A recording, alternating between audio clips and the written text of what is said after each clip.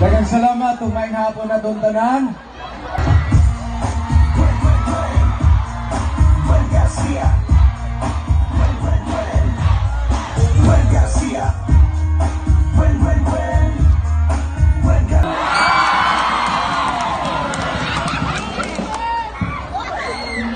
Nabuhi ko yung tanan.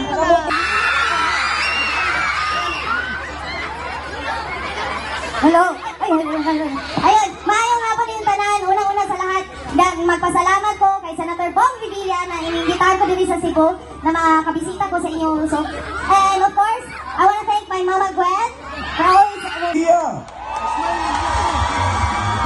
At ang magaling ang mayor ninyo.